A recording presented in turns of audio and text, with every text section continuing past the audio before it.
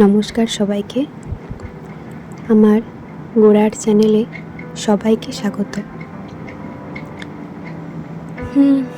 কিছু কিছু নতুন, কিছু কিছু পুরনো ছবি এই দিয়েই আমার চ্যানেলে বড় ভিডিওগুলি আপলোড করি। প্রত্যেকটা ছবি আলাদা আলাদা দেওয়ার চেষ্টা করি। জানি না তোমাদের কেমন লাগছে। কোনোটা খুব সহজ, কোনোটা তার থেকে একটু কঠিন, বলবো না, একটু হয়তো জটিল। এরকমভাবেই ভিডিওগুলি দেওয়া হয়। কখনো পেন্সিল স্কেচ, কখনো শুধুমাত্র ব্ল্যাক পয়েন্ট পেন দিয়ে, এবং কখনো ব্রাশ পেন দিয়ে কালার করা, আবার কখনো ওয়াটার কালার করা। তো সব কিছুর মধ্যেই বৈচিত্র্য থাকে। এই ছবিটা একটু আলাদা রকমের। প্রতিদিনের যে সমস্ত ছবি আমি দিয়ে থাকি তার থেকে সম্পূর্ণ ভিন্ন রকমের। কোনো কার্টুন টাইপের ছবি এটা নয়। যাই হোক, পেন্সিল স্কেচটা কিন্তু আগেই করা, এখন রং করছি। আর হাতে একটা মালা ধরে আছে। এই ছবিটি যখন এঁকেছিলাম তখন পেন্সিল স্কেচটা করতেই একটু টাইম লেগেছিল। বাকি রং করার সময় সেরকম বিশেষ টাইম নেয়নি।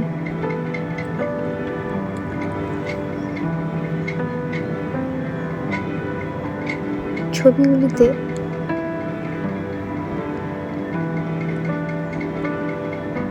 যে পোজে দেওয়া থাকে, চেষ্টা করি প্রত্যেকটি পোজ যেন একটু আলাদা আলাদা থাকে। আর আমি যেহেতু মেয়েদের ছবি বেশি দিই, তাই সমস্ত ভঙ্গিমাই একটু আলাদা করার চেষ্টা করি। এই ছবিটার মধ্যে একটু নতুনত্ব আছে, আশা করছি তোমাদের সবার ভালো লাগবে। ব্রাশ পেন কালার করার ক্ষেত্রে তো আমি বলেইছি, প্রথমে হালকা কালার দিয়ে সেট করে তারপর সেই রংটা দিয়ে টেক্সচারটা বোঝানো হয়।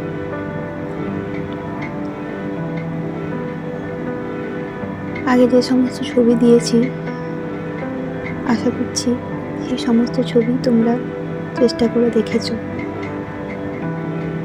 এটাও চেষ্টা করলে নিশ্চয়ই পারবে। তো যাই হোক,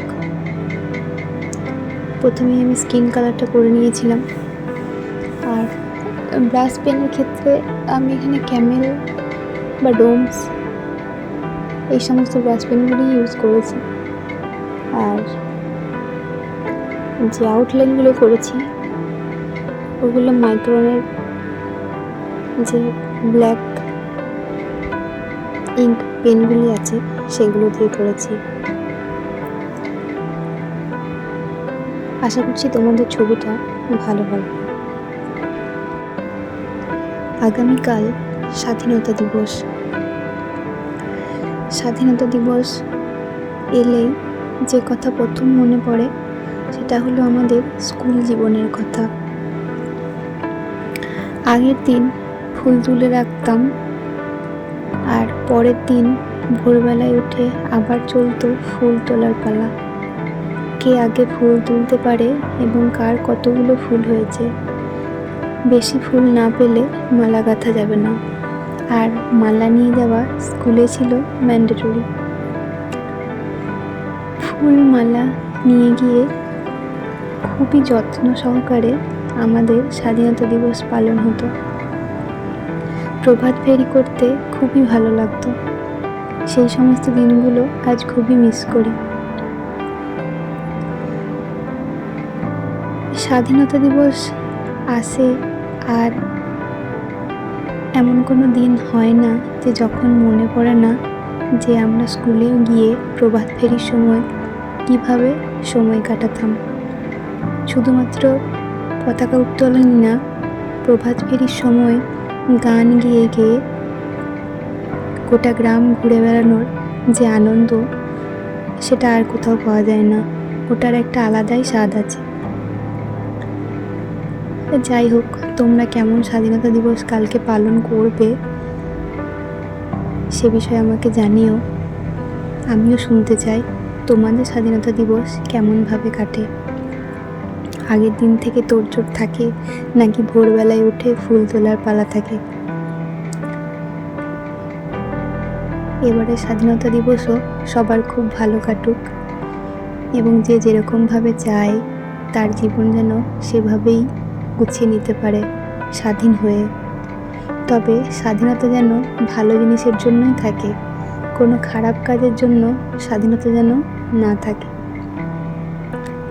আগাম স্বাধীনতা দিবসের শুভেচ্ছা সবাইকে। জয় হিন্দ। যদিও এই প্রসঙ্গ মোটেও এই ছবির সাথে রিলেটেড নয়, তবুও স্মৃতিচারণ করার জন্যই এ কথা বলা। যাই হোক, স্বাধীনতা দিবস প্রতি বছরই আসবে, এবং তার সাথে আসবে আমাদের স্বাধীনতার জন্য যে সমস্ত বিপ্লবী বন্ধু শহীদ হয়েছিলেন তাদের কথা। তো তাদের আত্মবলিদান ছাড়া আজ আমাদের এই দিনটি কেউই দেখতে পারতাম না। যাই হোক, সবাই অবশ্যই জানিও নিজের নিজের অভিজ্ঞতার কথা। আমি আমারটা জানালাম, এবং চেষ্টা করব আগামীকালও কিভাবে কাটালাম সেই কথা তোমাদের জানানোর।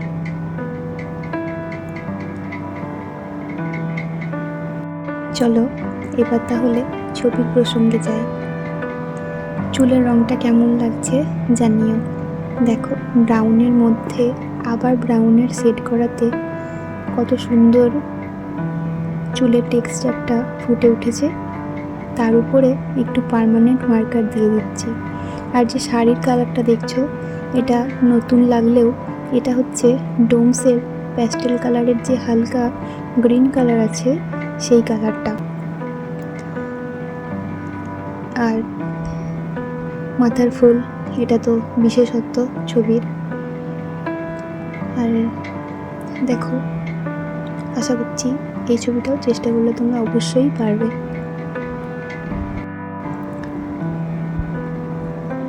পুরো ছবিটা দেখে জানিও কেমন লাগলো। আর ভালো লাগলে লাইক, শেয়ার, কমেন্ট অবশ্যই করবে। আমার চ্যানেলটিকে সাবস্ক্রাইব করে দিও। দেখতে থাকো তাহলে। Thank you.